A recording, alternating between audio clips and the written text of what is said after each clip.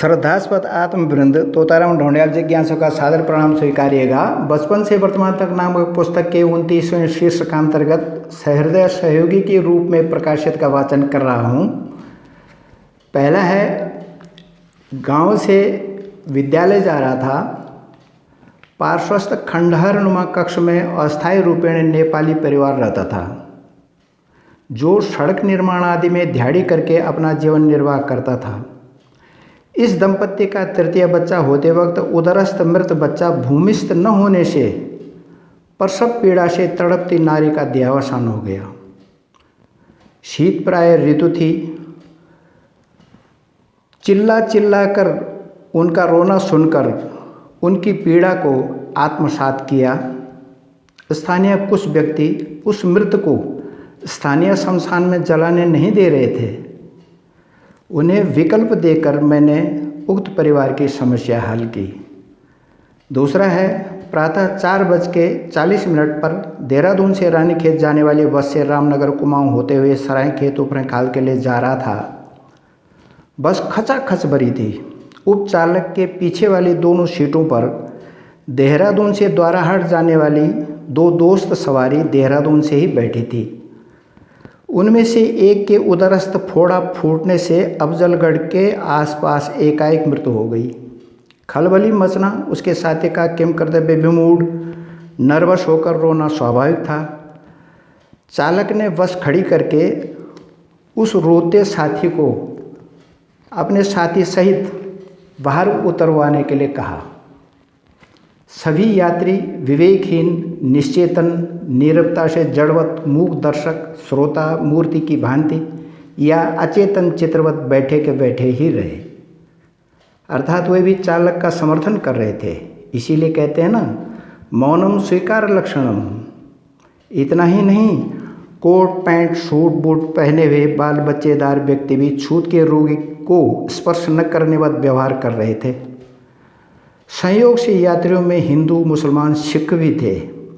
मैंने चालक को समझाया, देश की सीमाओं पर मृतक को उसके देश को सौंपते हैं, देश उसके क्षेत्र को सौंपता है, क्षेत्र उसके गांव, मोहल्ले और परिवार को सौंपता है। यह सब कुमाऊं मंडल का है। आप जा ही रहे हो, इसे वहाँ सौंप दीजिएगा। मैंने बस चालक को पुनः कहा, भाई साहब, अगर ऐसा आपके साथ हो जाए तो क्यों उस पर दुखों के पहाड़ गिरा रहे हो? पहले ही असहाय, ऊपर से कि यहीं उतर जाइए कह रहे हो। परदेश में तो कैसे कैसे जिंदे लोग ही असहाय हो जाते हैं। उसका तो साथी ही मर गया, क्या करेगा वो? क्यों क्रूरता दिखा रहे हो? अगर आप उसकी सहायता नहीं कर पा रहे हो तो जानबूझकर उसे गुमराह भी मत करो, उसे धोखा भी मत दो। भला करोगे तो आपको और आपके परिवार को दुआएं मिलेंगी, और बुरा करोगे तो बद्दुआएं मिलेंगी। इन्हें तो रानीखेत से पहले ही उतरना है। इन्हें वहाँ उतार कर अपने गंतव्य को चला जाना। कृपया हाथ जोड़कर प्रार्थना कर रहा हूँ, आपको जो भी परेशानी होगी मानवता के नाते निभाइएगा। उसने कहा, सरकारी बसों में शव ले जाना नियम विरुद्ध है, चालान हो जाएगा, मैं फंस जाऊंगा, मैं नहीं ले जा सकता। मैंने कहा, प्रचार ही मत करो कि शव है, वो तो सो रखा है। पुनः वो बोला, काशीपुर में हमारा आधे घंटे का नियमित अर्ध विश्राम स्थल है, वहाँ पर जलपान करके पेट्रोल भी भरते हैं। वहाँ के यात्री उतरेंगे, नए यात्री बैठेंगे, सनसनी हो जाएगी, पुलिस आएगी तो हम फंस जाएंगे। मैंने कहा, भाई साहब, कायरों सी बात करना छोड़ो। पुलिसकर्मी भी राक्षस का नहीं, इंसान का ही तो बच्चा होगा। मैं नियंत्रित कर लूँगा। ऐसी परिस्थितियों में कानून से नहीं, विवेक से काम निस्तारण फैसले करने पड़ते हैं। वहाँ पर कानून गौण और नगण्य हो जाता है। मैंने कहा, आज वहाँ नहीं, अनजान दुकान पर नाश्ता करना और काशीपुर में पेट्रोल भर लेना। कृपया बिना देर किए प्रतिदिनों की भांति बस ऐसी चलाइए कि जैसे कुछ हुआ ही नहीं, ऐसे चलाओ, मैं स्थिति संभाल लूँगा। और ऐसा ही हुआ। अब मैंने यात्रियों को वस्तुस्थिति से अवगत करा दिया। खचाखच भरी बस पूर्वापेक्षा द्रुतता से चलवाई। अब मैंने मृतक के साथी से संवाद किया तो वो और भी जोर जोर से रोने लग गया। मनोवैज्ञानिक रूपेण मैंने उसे पुचकारा नहीं, डांटा। तो उसने सामान्य स्थिति में कहा कि इसी उपचार के लिए लाया था। डॉक्टर का वक्तव्य सत्य हुआ कि पेटस्थ फोड़ा फोड़ते ही इसका देहावसान हो जाएगा। मृतक के मुंह से रक्त बह रहा था। बाहर से थैला भरकर रेत लाए, फलतः खून इतस्ततः नहीं बहा। शीत ऋतु थी। शव पर कपड़ा ऐसे रखा कि वह सोया हुआ लग रहा था। उपचालक व्यावहारिक और बड़ा सहयोगी रहा। उसने बस रुकवाई और पानी लाकर बस साफ की। मैंने साथी को पूछा कि तुम्हारे पास कितने रुपए हैं? 300 रुपये हैं साहब। इतने से तो काम नहीं चलेगा, कहकर मैंने चलती बस में यात्रियों से उनकी अंतरात्मा की आवाज़ में भिक्षा मांगी। मेरे पास भी अपनी आवश्यकता के से ज़्यादा धनराशि नहीं थी। किसी ने 20, किसी ने 10, किसी ने 5, सर्वयोग 310 रुपये भिक्षा मिली। दाताओं को धन्यवाद देने के साथ ही वह राशि मैंने उस साथी को दे दी। अब उसके पास 610 रुपये हो गए थे। वह पुनः फूट फूट कर रोने लगा। मैंने उसे समझाया, ठीक है, दुख में आंसू आने ही चाहिए, अन्यथा विकृति की संभावना होती है।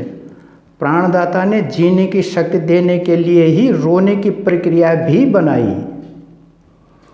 रोने से तन मन हल्के होकर सांसारिक जीवन जीने हेतु तो सक्रिय हो जाते हैं, किंतु तात्कालिक अनिवार्य कार्य और व्यवहार रोने से पूरे नहीं होते। उन्हें करने हेतु तो कठोर हृदय बनाना ही पड़ता है। अतः पूरी तरह से व्यवहारिक हो जाओ। रामनगर तक तो आपका मनोबल बनाने के लिए मैं साथ में हूँ। वहाँ से मेरा अपने नौकरी पर गढ़वाल हेतु जाना कठोर सत्य है। यह सुन समझकर वह नर्वस से सामान्य स्थिति में आ गया। उपचालक से मंत्रणा मिली कि इस बस में व्यावहारिक दिक्कतें झेलने से अच्छा है कि रामनगर बस अड्डे में पहुंचने से पहले ही भीड़ रहित जगह से वह इनके लिए टैक्सी आरक्षित कराएगा ताकि वे निर्विवाद जा सकें। मैंने धन्यवाद दिया इस राय के लिए। कथित योजना के अनुसार काशीपुर में कोई दिक्कत नहीं आई।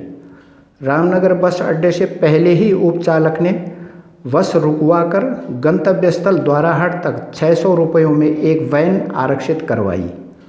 उस साथी के पास मात्र 10 ही रुपये बच गए थे। मैंने उसे यह कहकर कि मेरे पास भी रुपए नहीं हैं, अतः मेरी इस घड़ी को ले जाओ, और मैं हाथ से उतारने लग गया।